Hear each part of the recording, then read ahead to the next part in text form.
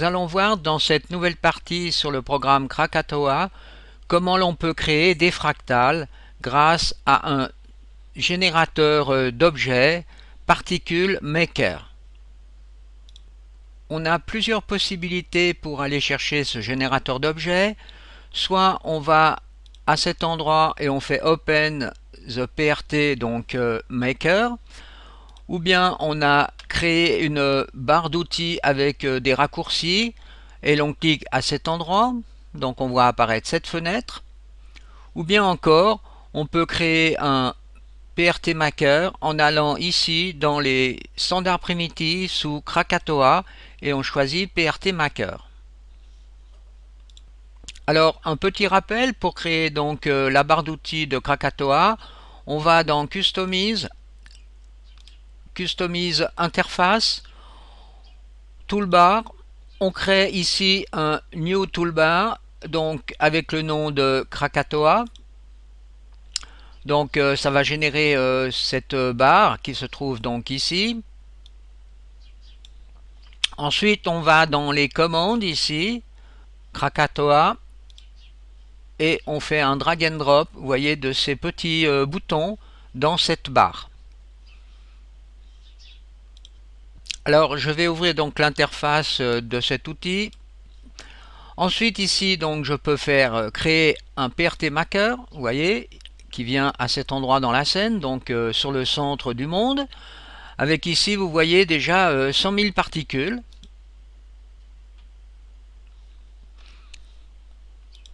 Alors attention, pour créer aussi donc ces premières fractales que l'on voit ici, eh bien il faut être sur Enable Fractal Design.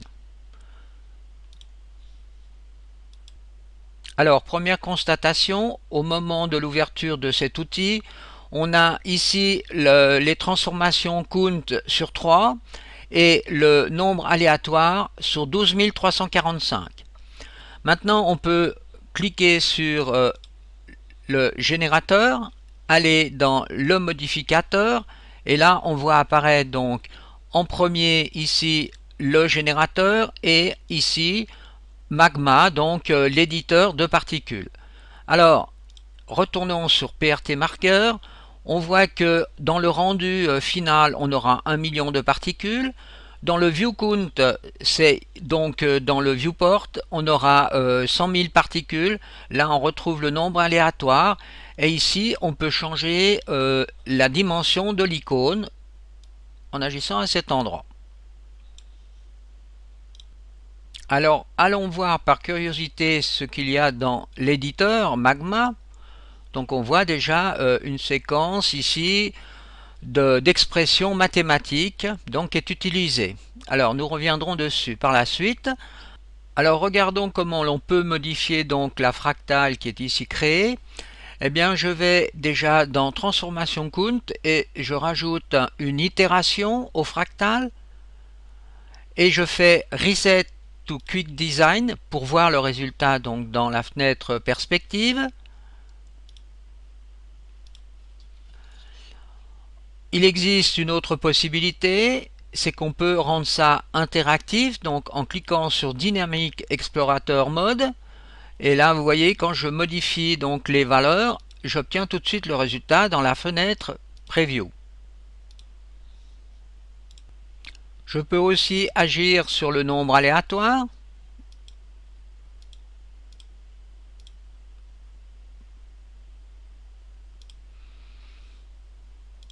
Imaginons que l'on a trouvé une fractale qui nous intéresse. Eh bien, on peut la sauver en donnant ici, vous voyez, un nom. Alors, je vais appeler ça fractal 1, par exemple. Et je fais Save Courant Design. Et vous voyez, il apparaît ici dans la liste. Alors là, je viens de constater que j'ai fait une faute d'orthographe. Alors ceci n'est pas grave. Maintenant ici, vous voyez, vous pouvez mettre aussi des notes utilisateurs par rapport à cette fractale. Ensuite, si vous cliquez 2 fois sur fractal, vous ouvrez en principe un player d'images. Alors là, disons que j'ai 2 fractales. Eh bien, si par exemple je veux que cette fractale soit chargée sur la frame 0, eh bien je clique sur ce bouton pour voir apparaître la fractale sur la frame 0. Si par exemple je désire faire une animation, eh bien je commence par cliquer sur ce bouton pour resetter donc toutes les clés qui se trouveraient éventuellement dans la timeline. Ensuite je me mets sur la frame 0, je choisis ici la fractale de départ, je fais Load Preset, donc j'ai cette fractale qui était sur la frame 0. Attention de bien désactiver le Dynamic Explorator Mode. Ensuite, je modifie donc la fractale en positionnant par exemple sur la clé 50. Alors je modifie en mettant un count supplémentaire et je fais assign sur la frame 50 cette nouvelle fractale. Et là vous voyez on obtient donc une animation entre les deux fractales. Alors bien sûr, on peut aller beaucoup plus loin dans les paramètres des fractales. Alors je vais revenir sur la frame 0, je fais un reset. Je choisis donc une autre fractale, mais cette fois-ci avec deux counts. Voilà, par exemple celle-ci. Ensuite, je clique à cet endroit pour ouvrir, vous voyez, un éditeur de paramètres. Alors là, on peut agir donc sur les positions X, Y, Z, les rotations, vous voyez, les échelles, les déformations et ici le poids de la fractale. Alors, vous voyez, si je commence à modifier ici les paramètres, donc la position, voilà, on obtient donc des résultats complètement différents. Effectuons une nouvelle expérience. Alors je choisis par exemple pour le départ cette fractale. Alors je fais un load preset, donc sur la frame 0. Ensuite je me mets à la frame 100. Je choisis la fractale 3. Je fais un merge preset at the current time, donc sur la frame 100. Et là, vous voyez, on obtient donc une animation et observez donc à l'intérieur ici les paramètres qui évoluent. Voilà, position.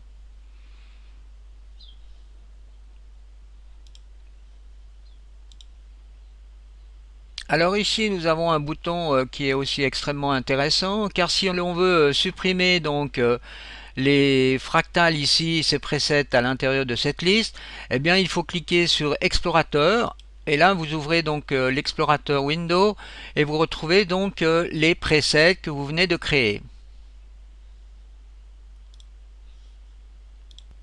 Alors allons un peu plus loin donc dans les possibilités. Alors je choisis par exemple comme point de départ sur la frame 0 donc la fractale 4, load preset et reset. Donc à cet endroit, je me déplace par exemple à la frame 25 et je vais agir uniquement sur un paramètre pour voir donc le résultat plus facilement. J'agis sur la rotation Y par exemple. Voilà. Ensuite, je me déplace en 50. Je refais une modification en 75, toujours sur Y. Et en 100 par exemple. Alors là, je reviens dans l'autre sens. Voilà. Alors, je fais un petit test. Donc voilà ce que l'on obtient. Une petite danse là. Alors maintenant, je vais dans Graph Editor, Track View. Je développe donc le PRT Maker. Donc il faut bien sûr qu'il soit sélectionné dans la scène. Je vais dans Modification d'objet, PRT Maker Objet. Je développe. Ici, c'est le TM contrôleur 0 qui correspond donc à ici la ligne 1. Voilà. Donc je développe ce contrôleur et là vous voyez on obtient les courbes que l'on vient de créer. Donc on peut modifier à tout moment les tangentes de ces courbes ou la position de ces courbes. Donc voilà encore une chose extrêmement intéressante. Alors là, on retrouve la courbe que l'on a modifiée, donc c'est bien l'Y rotation. Donc là, on peut agir donc sur les tangentes de la courbe. Voilà ici une petite expérience intéressante, c'est d'essayer de synchroniser sur de la musique, sur des sons, les fractales. Alors ici, vous avez un exemple.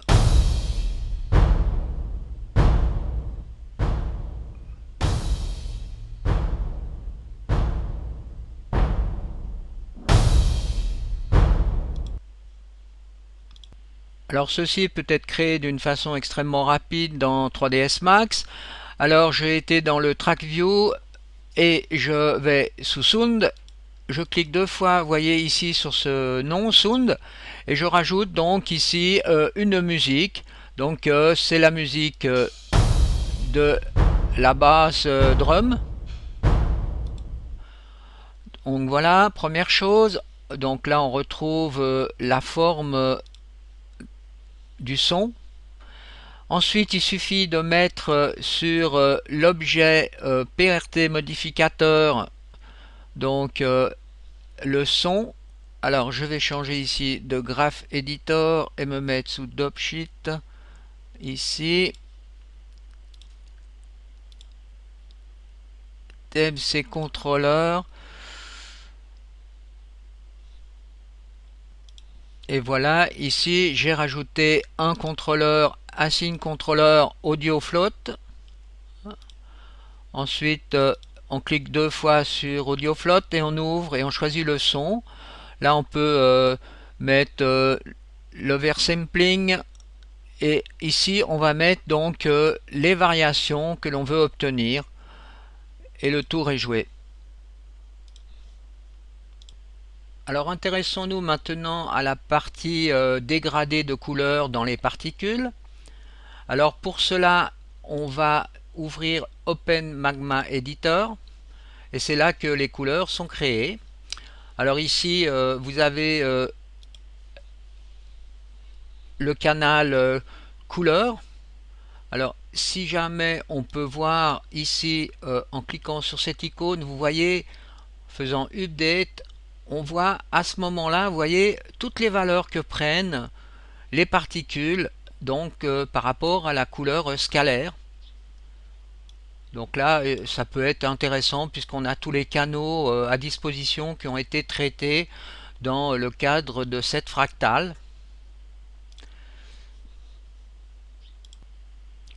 Alors ici on trouve un modificateur de mélange. Alors on mélange donc quelle valeur de couleur? Eh bien la valeur vectorielle qui est indiquée à cet endroit avec ses couleurs. Et là on a donc ces couleurs. Alors on peut aussi ici vous voyez faire View Show Color. Alors il suffit simplement de changer donc les couleurs ici. Alors prenons par exemple la palette de couleurs, update, vous voyez que les couleurs changent.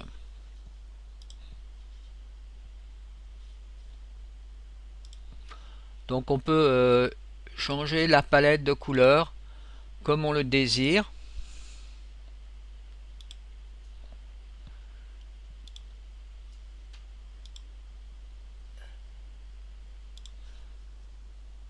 Voilà un autre exemple de palette de couleurs avec un rendu.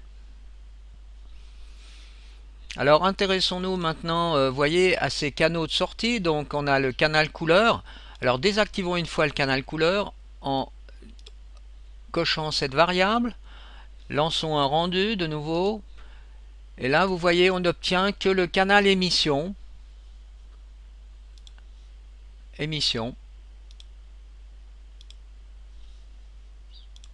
Si l'on désire maintenant avoir trois couleurs à disposition, donc dans le dégradé, eh bien on va rajouter ici un module color gradient.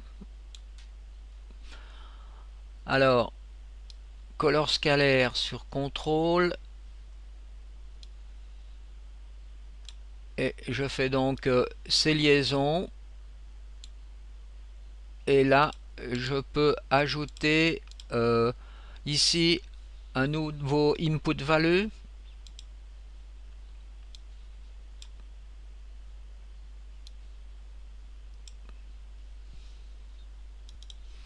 Du type vecteur.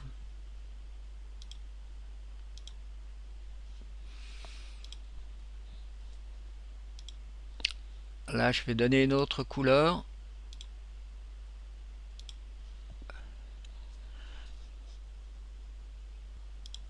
Ensuite, la sortie de ce module, je vais mettre sur couleur et faire update.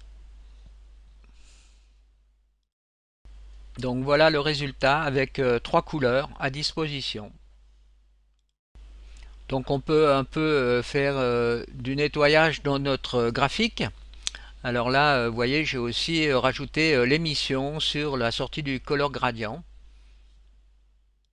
Alors regardons encore une autre façon de faire un dégradé de couleur. Alors je supprime le color gradient. Je rajoute un input texture map. Ici je clique sur texture coordonnées et je fais les liaisons suivantes pour l'instant. Ensuite je rajoute un convertisseur que je vais mettre à cet endroit. Donc color scalaire sur l'entrée X que je convertis donc en un vecteur que j'applique sur l'entrée texture coordonnée. Ensuite, dans l'input texture map, je peux rajouter, vous voyez, une texture en cliquant sur ce bouton. Alors je prends ici gradient rampe. OK. Je fais update. Et là, on voit que l'on a un changement de couleur. Donc, on a le gradient qui est utilisé. Ici, on peut le visualiser en faisant texture. Donc, view texture. Ensuite, on clique sur ce bouton. Pour retrouver dans le matériel éditeur, vous voyez le gradient qui est ici. Alors maintenant, on peut bien sûr changer les couleurs. Alors on clique ici, on a la palette de couleurs. Alors en commençons par mettre un rouge. OK, update.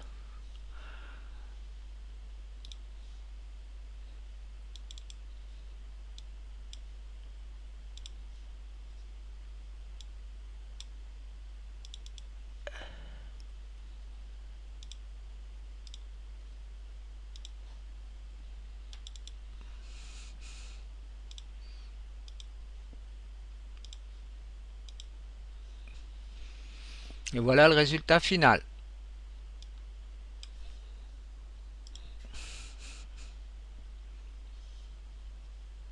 Si maintenant on rajoute un module Arithmetic Power qu'on trouve donc à cet endroit, Power, eh bien ceci va nous permettre de nous déplacer dans la palette de couleurs en fonction de l'exponent. Donc regardez ce qui se passe donc dans le preview quand je modifie, vous voyez l'exponent. Je me promène dans le dégradé de couleurs.